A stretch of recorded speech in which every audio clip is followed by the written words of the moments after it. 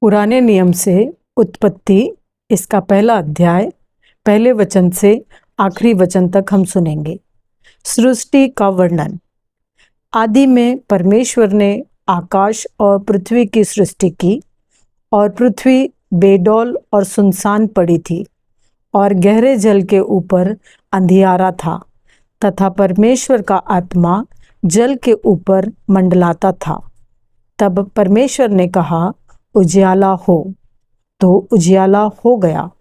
और परमेश्वर ने उजियाले को देखा कि अच्छा है, और परमेश्वर ने उजियाले को अंधियारे से अलग किया।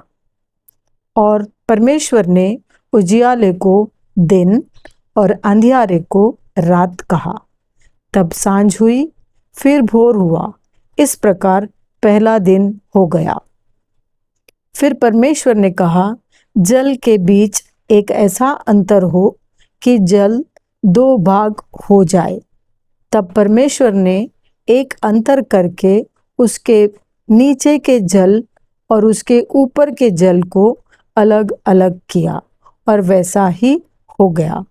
और परमेश्वर ने उस अंतर को आकाश कहा। तथा सांझ हुई, फिर भोर हुआ, इस प्रकार दूसरा दिन हो गया।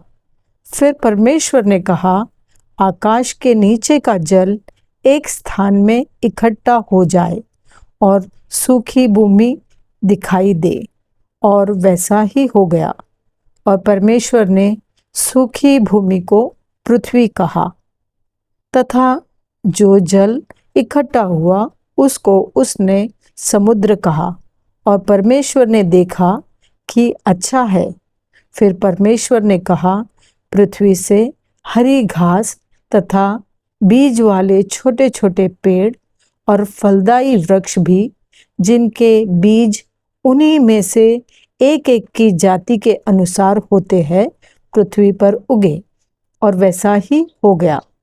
और पृथ्वी से हरी घास और छोटे छोटे पेड़, जिनमें अपनी अपनी जाति के अनुसार बीज होता है, और फलदायी वृक्ष, जिनके बीज एक एक की जाति के अनुसार उन्हीं में होते हैं, उगे।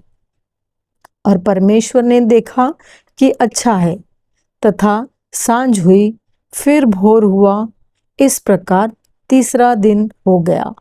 फिर परमेश्वर ने कहा, दिन को रात से अलग करने के लिए आकाश के अंतर में ज्योतियां हो, और वे चिन्हों और नियत समयों और दिनों और वर्षों के कारण हो।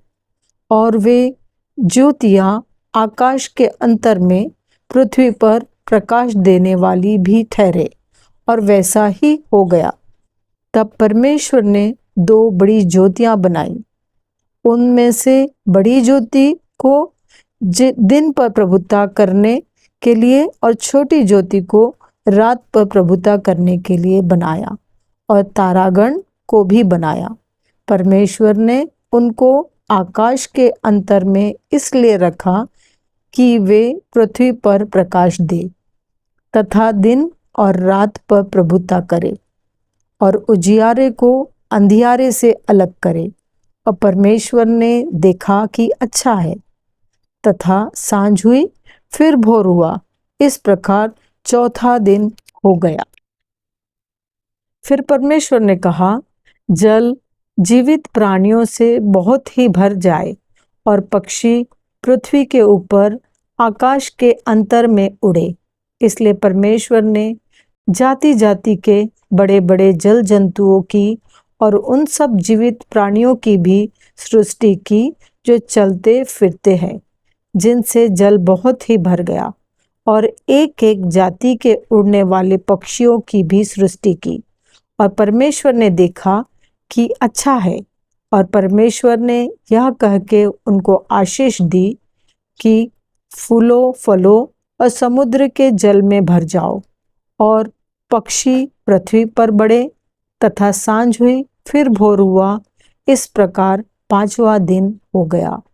फिर परमेश्वर ने कहा, पृथ्वी से एक एक जाति के जीवित प्राणी, अर्थात घरेलू पशु और रेंगने वाले जंतु, और पृथ्वी के वन पशु जाति जाति के अनुसार उत्पन्न हो, और वैसा ही हो गया। सो परमेश्वर ने पृथ्वी के जाति जाति के वन पशुओं को और जाति जाति के घरेलू पशुओं को और जाति जाति के भूमि पर सब रेंगने वाले जंतुओं को बनाया, और परमेश्वर ने देखा कि अच्छा है।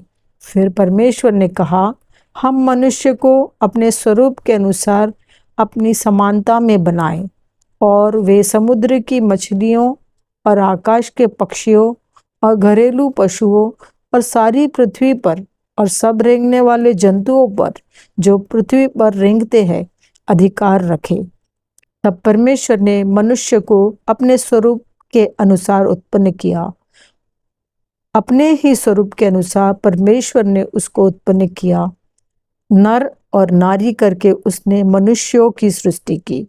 और परमेश्वर ने उनको आशीष दी और उनसे कहा, फूलो फलो और पृथ्वी में भर जाओ और उसको अपने वश में कर लो, और समुद्र की मछलियों तथा आकाश के पक्षियों और पृथ्वी पर रेंगने वाले सब जंतुओं पर अधिकार रखो।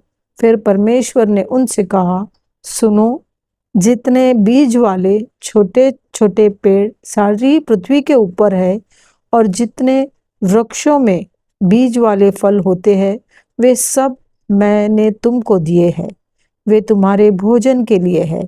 और जितने पृथ्वी के पशु और आकाश के पक्षी और पृथ्वी पर रेंगने वाले जंतु है, जिनमें जीवन के प्राण है, उन सब के खाने के लिए मैंने सब हरे हरे छोटे पेड़ दिए हैं। और वैसा ही हो गया। तब परमेश्वर ने जो कुछ बनाया था सबको देखा, तो क्या देखा कि वह बहुत ही अच्छा है। तथा सांझ हुई, फिर भोर हुआ, इस प्रकार छठवां दिन हो गया। यह परमेश्वर का वचन है। परमेश्वर का धन्यवाद हो।